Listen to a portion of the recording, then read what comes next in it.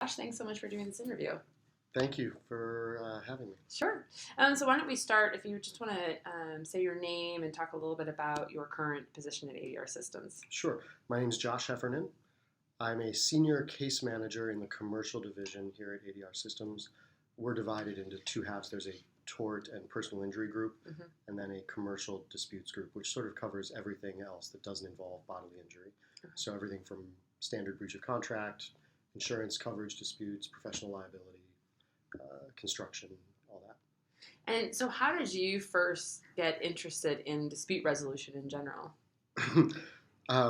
While I was in law school, as a 2L, I took a class on international commercial arbitration at Loyola University here in Chicago, taught by Margaret Moses.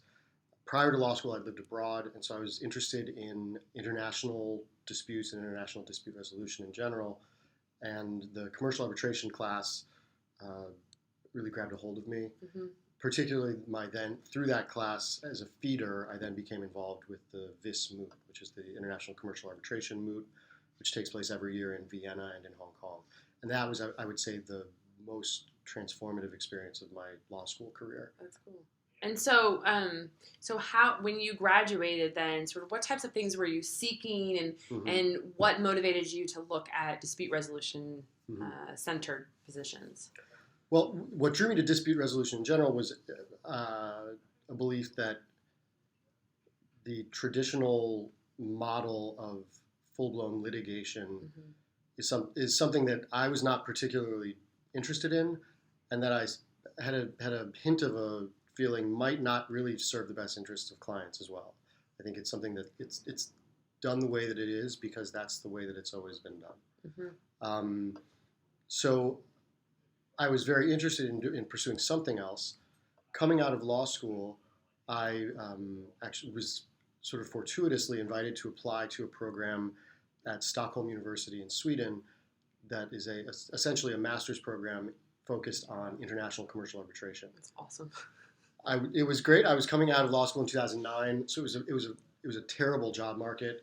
Anyway, this was a great opportunity that dovetailed with the niche or core area of law school in which I had been most interested. So it fit very nicely. So I went and spent a year in Stockholm developing some expertise on arbitration in general, which really is essentially a form of procedural law. And afterwards came back to Chicago, and quickly, after sort of sending a resume around a few different places and meeting a lot of informational interviews. Yes, a term that I've done a few of those. Met a man named Mark Becker, who's the president and founder of the company I now work, ADR Systems. They happened to be looking to expand their commercial disputes group, and it just seemed like a great fit. That's awesome. So what, given sort of your unique time in law school, interest in commercial arbitration, then getting the master's over in Sweden, what type of advice would you give to others based on your experience or based on what you see here at ADR Systems? Couple things. One thing I would say is always remember, those of us who go to law school, I think, tend to be kind of risk averse. Many of us, at least, if not all of us. And I think you don't want to overlook the fact that the door to your next to the next phase of your career or life might not be a door that you're aware exists until you discover it. So I would certainly recommend casting a broad net.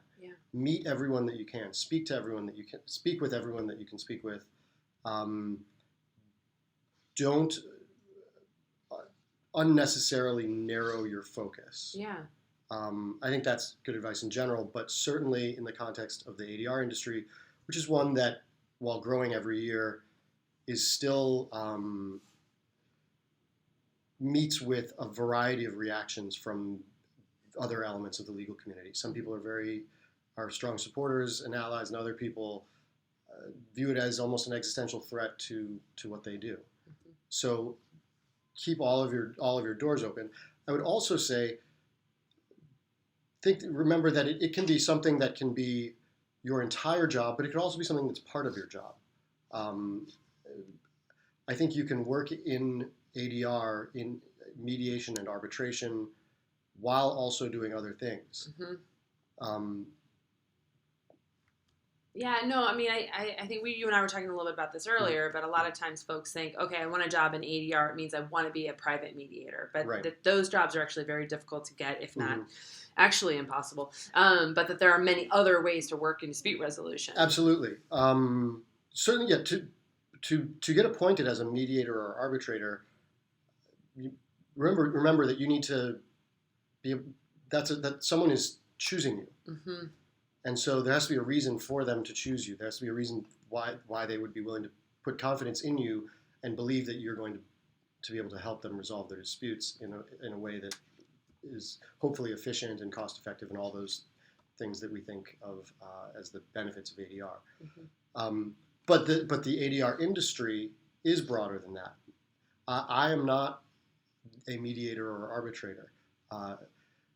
My work is essentially more in support of mediation and arbitration, whether it be as almost like a clerk to the mediators and arbitrators who we work with at ADR Systems, or in a consultative capacity with our clients, the litigators who bring disputes to us, who may need help tailoring an ADR process to the suits of a particular case.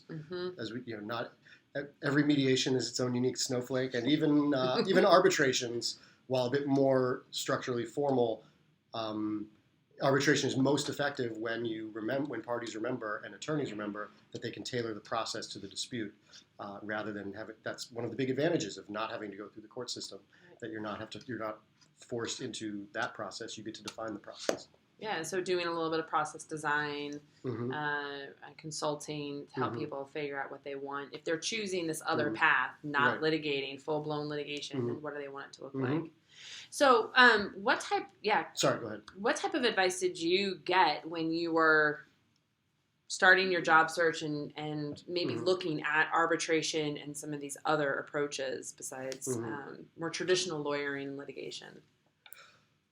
Well, some of the things that were brought to my attention that I think people should consider when they're looking into it are to remember that also, as much as the legal community is an incredibly varied one, even with it narrowing that, ADR and what it means to work in ADR is also an incredibly diverse thing.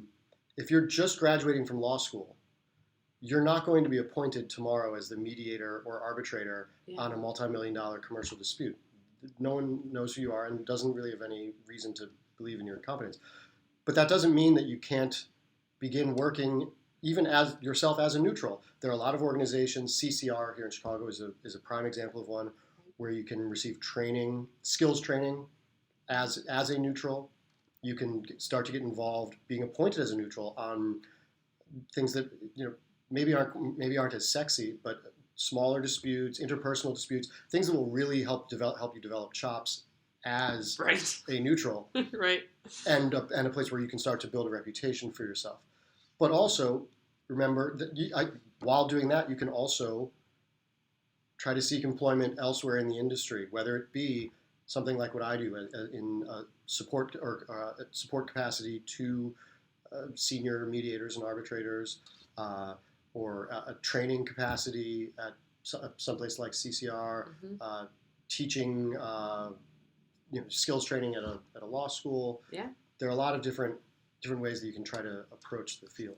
Yeah, so really just, again, broadening that sense of what's possible, and what's within the field. Yeah, absolutely. Awesome. I guess the last question would be sort of what motivates you in the work that you do? What do you enjoy about being in the dispute resolution field? Something that I try to think about every day. We here at ADR Systems, we're fortunate. We're one of the busiest neutral service providers in the Midwest and really in the country.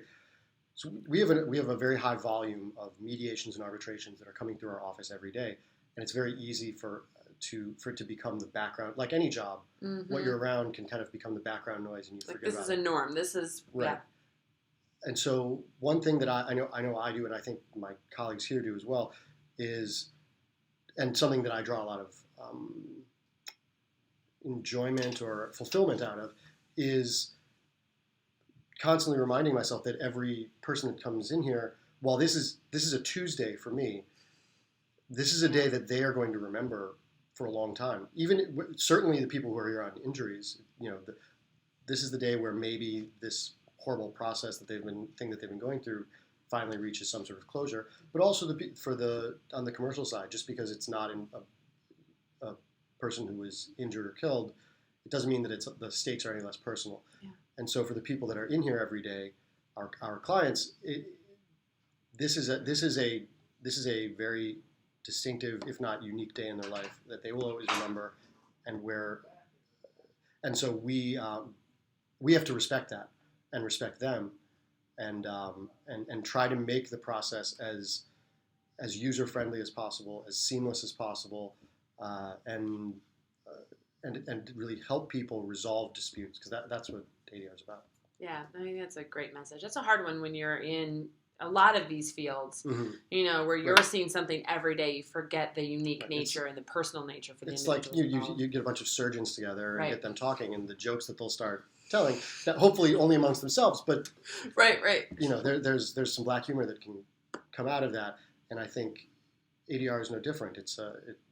But we need to remember that the mission, which I think we all value here, is this idea of help when you're in a dispute, whether it be about money or property or injury. It's incredibly stressful. It's incredibly time consuming. It costs a lot of money. It prevents people from spending time on how they would like to be spending their time and money in their life.